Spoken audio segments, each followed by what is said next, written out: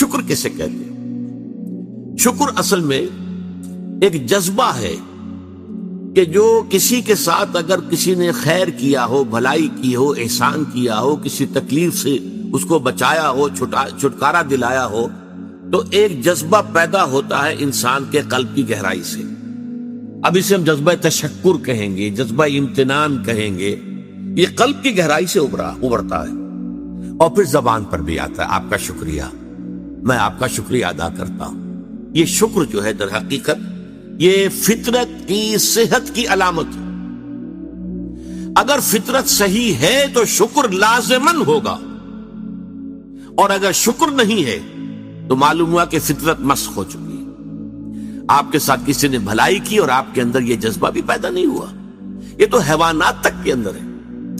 آپ کسی پیاسے جانور کے سامنے پانی رکھیے، کوئی بکری ہو، کوئی اور ہو، کوئی گائے ہو، پیاسا ہو، بندھا ہوا ہے، وہ تو ادھر ادھر دوڑ کر اپنی پیاس پوری نہیں کر سکتا. بالٹی میں پانی رکھ دیجیے، وہ پی کر پھر وہ آنکھیں اٹھا کر آپ کو دیکھے گا. وہ جانور تو اس کی آنکھوں کے اندر سے آپ کو جذبہ تشکر چھلکتا ہوا نظر آئے.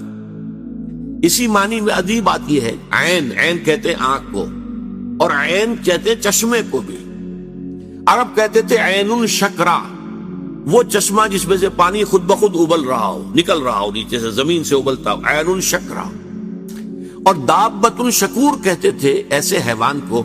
آپ کے ہاں کو گائے ہے، بھینس ہے، بندھی ہوئی ہے، آپ اس کی ٹہل سیوا کر رہے ہیں، اچھی خوراک دے رہے ہیں، غذا دے رہے ہیں، نہلاتے بھی ہیں گائے بھینس کو، تو پھر اس کا ظہور اس کے بدن پر ہونا چاہیے، اس میں فربہی آنی چاہیے. تو اس کو کہیں گے دابۃ الشکور.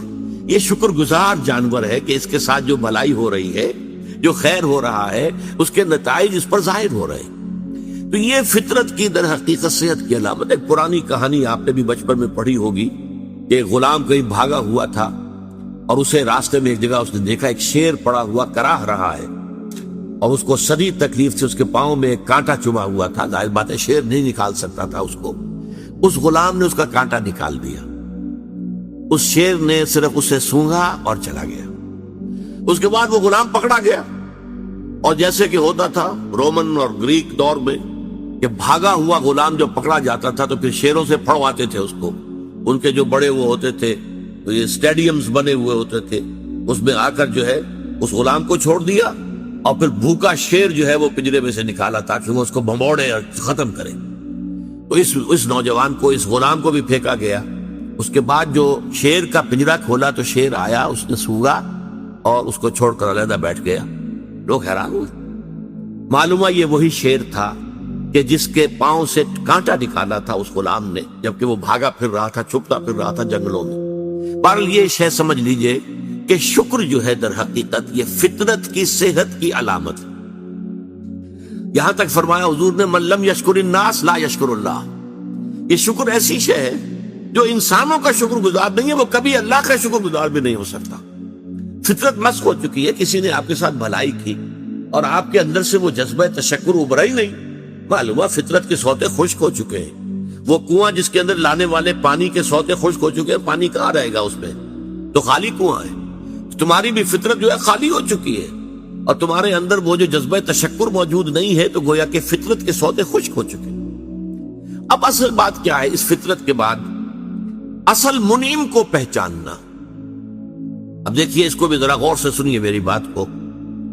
بچپن میں ہر بچہ یہ سمجھتا ہے کہ میرے حفاظت کرنے والے، میری ضروریات پوری کرنے والے، میری تکلیف پر تڑپ اٹھنے والے میرے والدین ہیں. اس سے آگے کا اسے بھی پتہ نہیں ہے، احساس نہیں ہے. لہذا جذبہ شکر جو ہے وہ والدین کی ذات کے ساتھ مرتکز ہو جاتا. اس سے ذرا آگے بڑھا، معلوم نہیں میرا کنبہ ہے، میرے چچا ہیں، میرے ماموں ہیں، میرے فلاں ہیں، میرے قبیلے کے لوگ ہیں، میری قوم ہے، میرا وطن ہے. یہ سب در حقیقت میرے محافظ بھی ہیں، میرے مددگار بھی ہیں، اور میری ضرورتیں پوری کرتے ہیں. یہ جذبہ تشکر اب پھیل رہا ہے والدین سے، اپنے خاندان، قبیلے، قوم. اس کے بعد محسوس ہوتا ہے یہ سائنس کی انتہا ہے کہ یہ سارے عناصر فطرت مجھے پال رہے ہیں. سورج کی حرارت نہ ہو تو فصلیں کیسے پکے؟ سورج کی حرارت نہ ہو تو یہ ہوا، یہ بادل کیسے اٹھے؟ وہ سمندروں سے بخارات. ہوائیں نہ چلیں تو یہ کیسے جو ہے بادل یہاں تک آئیں اور بارش برسے اور پھر میرے لیے گندم جو ہے وہ پیدا ہو. یہ تو کائنات پوری مجھے پال رہی ہے. اور اس میں سب سے بڑی شے جو ہے یہ سائنس کا یوں سمجھ لیجیے کمال ہے، سب سے بڑی شے سورج ہے. اس لیے کہ یہ بھی کہنا ہے کہ زمین سورج ہی سے ٹوٹا ہوا ایک ٹکڑا ہے، اسی سے سپلنٹر ایک علیحدہ ہوا اور اس کے گرد گھومنا شروع کر دیا. واللہ عالم، یہ علیحدہ بحث ہے، یہ کاسمولوجی کی بحث ہے. لیکن یہ ہے کہ بہرحال ہم جانتے ہیں یہ شکر کا جذبہ پھر آ کر مرتکز ہوتا ہے یہ تمام مظاہر فطرت کے اوپر. اب اس کے بعد صرف ایک چھلانگ لگانے کی ضرورت ہے، وہ چھلانگ جو حضرت ابراہیم نے لگائی تھی. سورہ انعام میں ذکر ہے، انہوں نے ایک تارے کو دیکھا تو کہا اچھا شاید یہ میرا رب ہے. جب وہ ڈوب گیا، غروب ہو گیا، تو نہیں میں تو غروب ہونے والے کو تو رب نہیں مان سکتا. پھر چاند کو دیکھا، وہ بڑا روشن تھا، بہت بڑا تھا، کیا یہ رب ہے؟ جب وہ بھی ڈوب گیا، کہا نہیں اگر میرے رب نے مجھے ہدایت نہ دی. پھر دیکھا سورج کو، ھذا اکبر، ھذا ربی، ھذا اکبر. فلما افلت، جب وہ بھی غروب ہو گیا تو پھر اس کے بعد جو چھلانگ لگائی انہوں نے کیا، انی وجہت وجہی للذی فطر السماوات والارض حنیفا. میں نے اب اپنا رخ کر لیا ہے، اپنا چہرہ کر لیا ہے رخ پر اس ذات کے جس نے آسمانوں اور زمین کو پیدا کیا ہے، جو سورج اور چاند اور ستاروں کا پیدا کرنے والا ہے، حنیفا، یکسو ہو کر.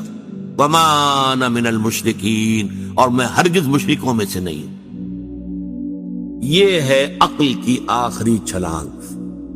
سورج بھی ایک نظام میں جکڑا ہوا ہے، کسی اور نے اس کا نظام بنایا ہے، اس کی حیثیت کچھ ہے ہی نہیں. اس پوری کائنات کی وسعت اور پہنائی میں یہ جو خورشید منور ہے یہ کیا ہے؟ یہ ایک ذرے کے مانند ہے، پوری کائنات کی ہے. Billions and billions of galaxies, اور ہر گیلیکسیز میں billions and billions of stars. اندازہ تو کیجئے اس کی وسعت کا کوئی تصور ممکن ہے؟ انسان کو چکر آتا ہے. یہ تمام جو ہے اعداد و شمار جو یہ آتے ہیں ہمارے سامنے ایسٹرونومی میں، چکر آتا ہے. سورج کی کیا حیثیت؟ ہاں ایک ہستی ہے کہ جس نے ان سب کو جکڑا ہوا ہے، جس کے نظام میں ہے، جس کے قانون کے اندر یہ جکڑے ہوئے ہیں. بے حسبان، یہ ایک حساب کے ساتھ چل رہے ہیں اور حساب کسی نے معین کیا ہوا ہے. یہ ہے در حقیقت عقل کا کام، یعنی فطرت کی سلامتی، جذبہ تشکر. شکر کس کا؟ سب سے بڑی بات اللہ کا شکر. ایک بات اور نوٹ کر لیجئے، یہی جذبہ تشکر ہے جو پھر عبادت کی شکل اختیار کرتا ہے. دیکھیے شکر، آپ کے ساتھ کسی نے بھلائی کی، آپ کی فطرت کا تقاضا نمبر ایک یہ کہ اس کا شکریہ ادا کریں. نمبر دو یہ کہ آپ بھی کوشش کریں کہ کوئی میں بھی اس کی خدمت کروں، کو میں اس کو بدلہ دوں. هل جزاء الاحسان الا الاحسان، بھلائی کا بدلہ سوائے بھلائی کے اور کیا ہو سکتا ہے؟ لیکن فرض کیجئے کہ وہ ہستی اتنی بلند و بالا ہو، والدین کی آپ کچھ نہ کچھ خدمت کر کے کچھ کسی درجے میں جو انہوں نے بچپن میں پالا پوسا تھا، کسی درجے میں آپ اس کا جواب، اس کا بدلہ دے سکتے ہیں. بڑھاپے میں یہ ہے کہ انہیں فلا تقل لہما اف ولا تنہرہما، انہیں اف تک نہ کہا جائے، انہیں جھڑکا نہ جائے، ان کی اطاعت کی جائے، ان کی فرما برداری کی جائے. ہاں ناحق بات میں ان کی بات نہیں ماننی ہے، شرک پہ مجبور کریں تو ان کو نہیں ماننا ان کے حکم کو، لیکن باقی یہ اور چیزوں کے اندر ماننا ہے. تو یہ سارا معاملہ یہ کسی نہ کسی درجے میں آپ نے اسے بدلہ دے دیا اور جو بھی ہے. لیکن جہاں کہیں ایسی ہستی کا شکر ہے کہ جسے آپ کو بدلہ دے نہیں سکتے، سورج کو کیا بدلہ دیں گے، وہاں یہی جذبہ تشکر جو ہے جذبہ عبادت میں ڈھل جاتا ہے. ہاتھ جوڑ کے کھڑے ہو گئے سورج کے سامنے، ڈنڈوت کر رہے ہیں، سجدہ کر رہے ہیں. یہ کیا ہے، کیوں ہے؟ یہ وہی جذبہ تشکر ہے. اس سورج ہی سے ہمارا سارا نظام چل رہا ہے، میرا پورا وجود یہ در حقیقت اسی کے ذریعے سے اس کی ساری ضرورتیں اور سارے تقاضے پورے ہو رہے ہیں. یہی جذبہ تشکر ہے جو جذبہ عبادت کی شکل اختیار کرتا ہے. اور جب جذبہ تشکر صحیح جگہ جا کر لگ گیا، یعنی جیسے کہ میں مثال بارہا دیتا رہا ہوں کہ اگر آپ کو کسی اونچی فصیل پر چڑھنا ہے اور آپ کے پاس جو ہے وہ ایک کمند ہے، تو پہلے کمند کو آپ پھینکیں گے اونچا. آپ کے بازو میں طاقت ہونی چاہیے. اگر بازو میں طاقت ہی نہیں ہے تو کمند کہیں قریب ہی جا کے اٹک گئی، تو جہاں تک وہ اٹکی ہے وہیں تک چڑھ سکتے ہیں نا، اس سے آگے تو نہیں جا سکتے. تو کمند کو پہنچانا ہے پہلے اونچائی تک. اب دیکھیے اس کو اقبال نے کہا ہے یزداں ب کمنداور اے ہمت مردانہ.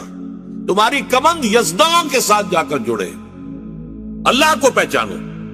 تمہاری عقل کا جو ہے در حقیقت امتحان یہ ہے کہ اصل منعم حقیقی، اصل محسن حقیقی، اس کے انعامات، اس کے احسانات، اس نے تمہیں پیدا کیا، تمہاری ضرورت کی چیزیں پیدا کی. ان تعدوا نعمت اللہ لا تحصوها، اگر تم اللہ کی نعمتوں کو گننا چاہو کبھی احسان نہیں کر سکتے، کبھی ان کی گنتی نہیں کر سکتے.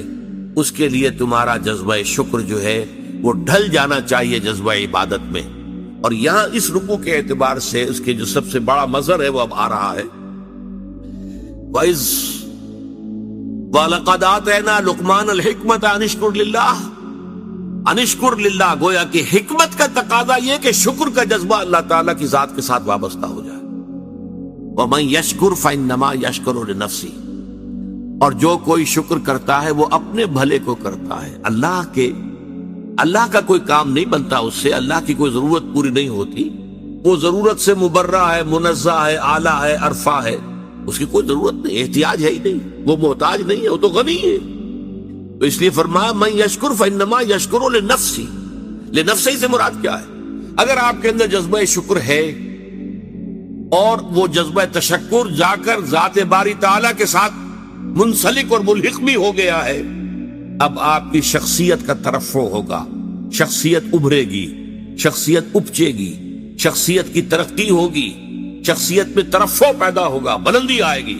تعمیر سیرت جسے کہتے ہیں، جسے اقبال تعمیر خودی کہتا ہے. صحیح معنی میں واقعتاً آپ ایک ایسے انسان بن سکیں گے کہ جن کے بارے میں قرآن نے کہا ہے کہ وَلَقَدْ خَلَقْنَا الْإِنسَانَ فِي أَحْسَنِ تَقْوِيمٍ. ہم نے انسان کو بہترین حساب پر پیدا کیا. وہ انسان بننے کے لیے ضروری ہے کہ آپ کی فطرت سلیم ہو اور عقل سلیم. فطرت سلیمہ جذبہ تشکر موجود ہو، عقل سلیم اصل محسن کو پہچان لے، اصل منعم کو پہچان لے، اور یہ منسلک ہو جائے پھر جذبہ تشکر ذات باری تعالیٰ کے ساتھ. تو اس کا بھلا تمہیں کو پہنچے گا، تمہاری شخصیت کی تعمیر ہوگی، تمہاری خودی جو ہے وہ پختہ ہوگی، مضبوط ہوگی، تمہاری اپنی سیرت و کردار جو ہے اس کی نشو و نما ہوگی. وَمَن يَشْكُرْ فَإِنَّمَا يَشْكُرُ لِنَفْسِهِ وَمَن كَفَرَ. اور جو کفر کرے فَإِنَّ اللَّهَ غَنِيٌّ حَمِيدٌ. تو اللہ تو غنی ہے اور حمید ہے. کفر کے بھی لفظی معنی پہچان لیجئے. کفر کے لفظی معنی دبا دینا، چھپا دینا. اسی سے کفارہ بنا ہے. کفارہ آپ سے گناہ ہو گیا ہے تو گناہ کا کفارہ ہے تاکہ گناہ جو ہے دب جائے، چھپ جائے، ختم ہو جائے، محو ہو جائے، گناہ کا اثر آپ کے نامہ اعمال میں باقی نہ رہے. کفارہ.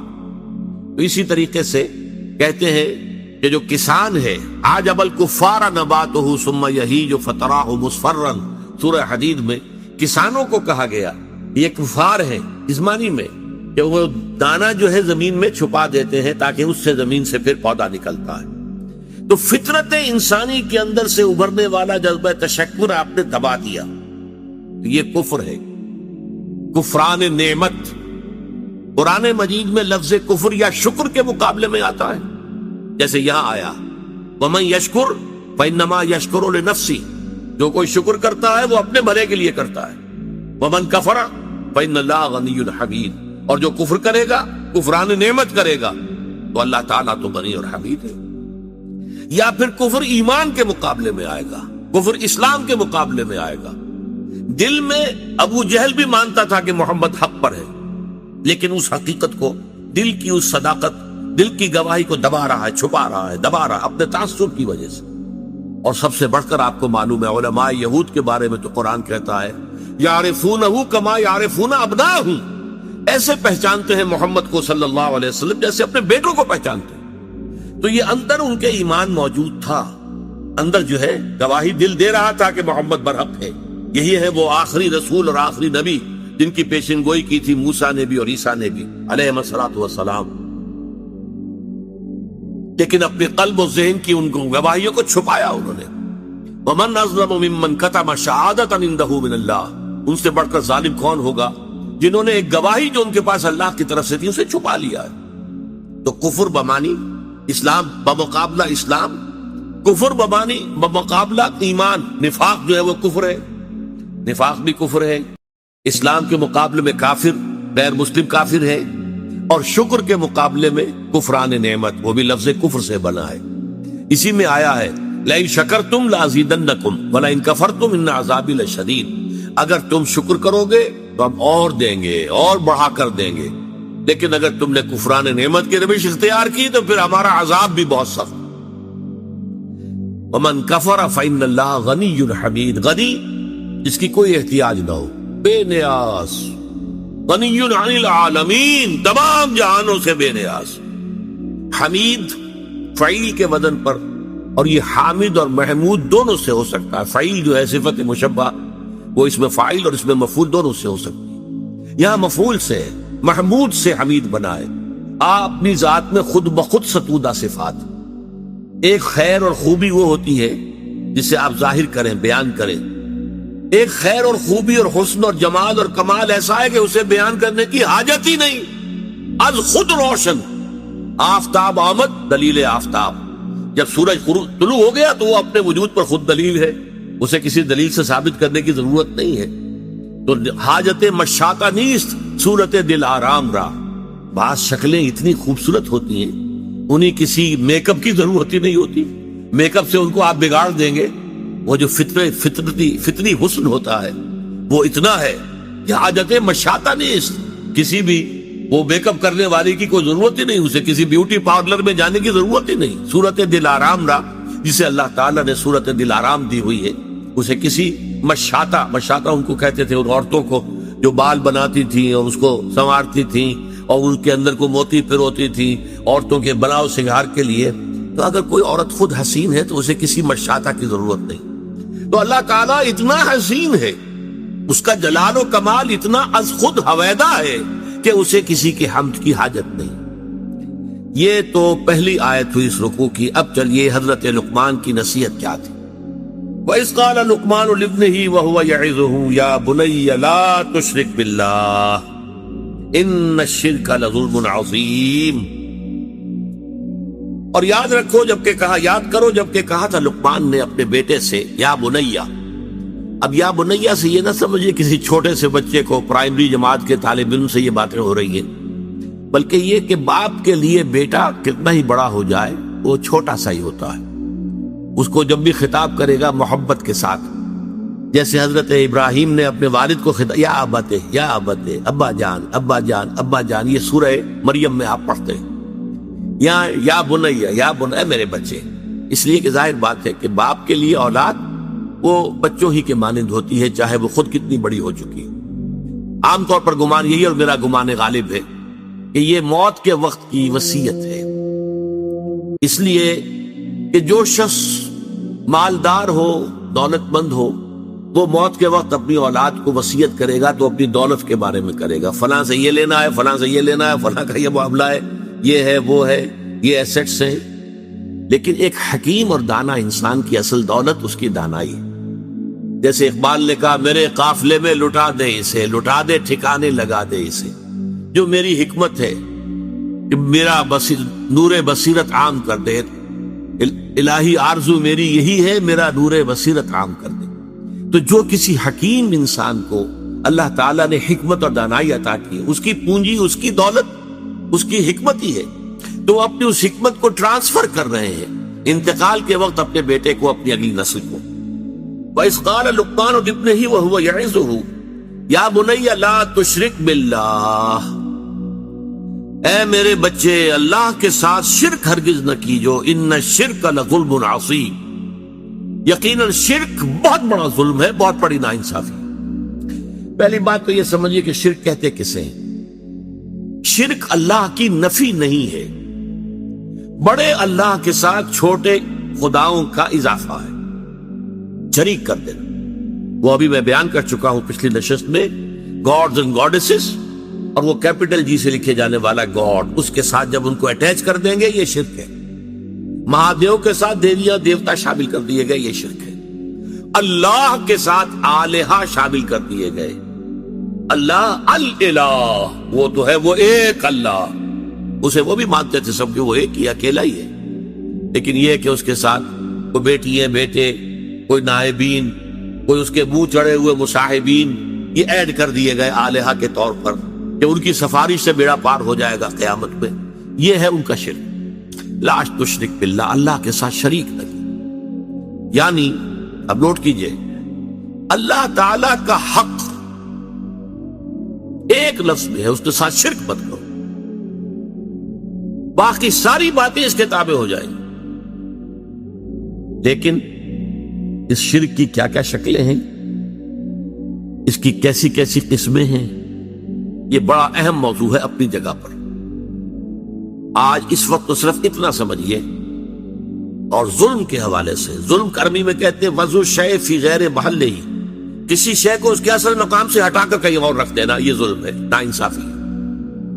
شرک میں کیا ہوتا ہے؟ دو طرفہ ظلم ہوتا ہے، یا خالق اور مخلوق. اللہ خالق ہے، باقی کل کائنات مخلوق ہے، انبیاء، اولیاء، ملائکہ، جنات سب مخلوق. یا تو مخلوق میں سے کسی کو اٹھایا اور خالق کے ساتھ بٹھا دیا،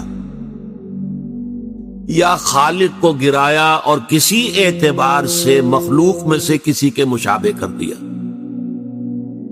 یہ دونوں شکلیں ہیں شرک کی، اور دونوں بدترین ناانصافی. خالق کو گرا کر مخلوق کے صف میں لے آنا، یا مخلوق میں سے کسی کو اٹھا کر خالق کے ہم پلہ بنا دینا. ضد، ند، مثال، مثیل اگر اس کے برابر کر دیا جائے، لا ضد لہ ولا ند لہ ولا مثل لہ ولا مثال لہ ولا مثیل لہ. قل هو اللہ احد اللہ الصمد لم یلد ولم یولد ولم یکن لہ کفوا احد.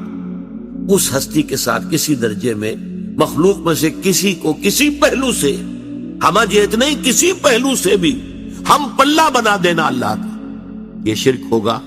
یا اللہ کو گرا کر اس کے مقام رفیع سے کسی اعتبار سے، کسی خاص پہلو سے مخلوق کی کسی صفت، مخلوق کے کسی مقام اور مرتبے کے میں لا کے شامل کر دینا.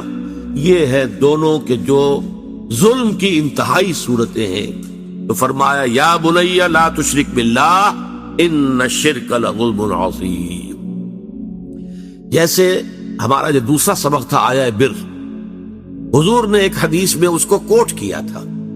میں نے آپ کو بتایا تھا کہ اس میں وَآتَ الْمَالَ عَلَىٰ حُبِّهِ ذَوِي الْقُرْبَىٰ وَالْيَتَامَىٰ وَالْمَسَاكِينَ وَابْنَ السَّبِيلِ وَالسَّائِلِينَ وَفِي الرِّقَابِ. اس کے بعد پھر مستقل آیا وَآتَ الزَّكَاةَ، زکوٰۃ علیحدہ ہے، وہ علیحدہ ہے. اور حضور نے دلیل دی اِنَّ فِي الْمَالِ لَحَقًّا سِوَى الزَّكَاةِ. لوگوں یہ نہ سمجھنا کہ مال میں بس زکوٰۃ دے دی تو سارا حق جو ہے ادا ہو گیا، نہیں، زکوٰۃ کے سوا بھی ہے.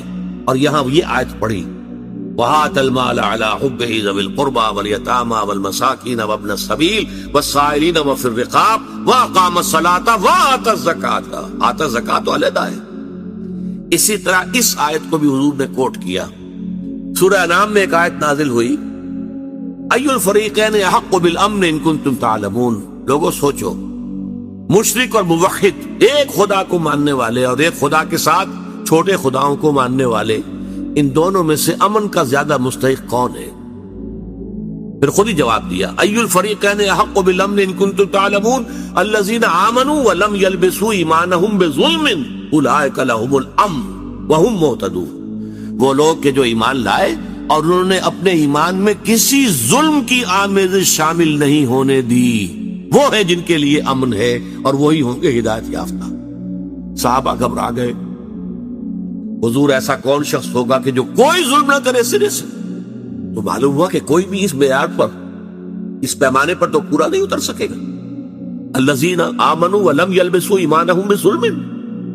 حضور نے فرمایا نہیں، یہاں ظلم سے مراد شرک ہے. اور پھر یہ آیت پڑھی وَإِذْ قَالَ لُقْمَانُ لِابْنِهِ وَهُوَ يَعِظُهُ يَا بُنَيَّ لَا تُشْرِكْ بِاللَّهِ إِنَّ الشِّرْكَ لَظُلْمٌ عَظِيمٌ. تو سورہ انعام کی ان آیات میں ظلم سے مراد شرک. اب آگے چلیے، دیکھیے شکر، اس کا لازمی تقاضا ہے ادائے حقوق. والدین نے آپ کے ساتھ نیکی کی ہے، والدین کے ساتھ حسن سلوک ہونا چاہیے. اللہ آپ کا خالق ہے، مالک ہے، پروردگار ہے، اس کا شکر ادا کیجئے، زبان سے بھی ادا کیجئے الحمدللہ رب العالمین. اور پھر یہ ہے کہ اس کے شکر کی، اس کا جو حق ادا کرنا ہے، اس کی نعمتوں کا صحیح اس کی مرضی کے مطابق استعمال کر کے حق ادا کیجئے. تو ادائے حقوق میں اللہ کا تو حق ایک آ گیا اور وہ بہت ہے، ہاتھی کے پاؤں میں سب کے پاؤں، شرک مت کرو۔ البتہ اس کی اصل حقیقت جو گمبھیرتا جو ہے اس کی، وہ آپ پر واضح ہوگی جب میں مستقل جو ہے 2 نشستوں میں اس مضمون کو بیان کروں گا۔ ابھی یہ ہم سبق جو ہے مکمل کر لیں، لیکن اس کے بعد تفصیل سے گفتگو ہوگی کہ شرک کی اقسام کیا ہے۔ ورنہ یہ کہ ہم سمجھتے ہیں کہ ہم تو شرک سے پاک ہیں، لیکن نہ معلوم کیسے کیسے شرک یہ ہیں۔ اگرچہ بت ہے جماعت کی آستینوں میں، مجھے ہے حکم ازاں لا الہ الا اللہ، اور تیرا دل تو ہے صنم آشنا، تجھے کیا ملے گا نماز میں۔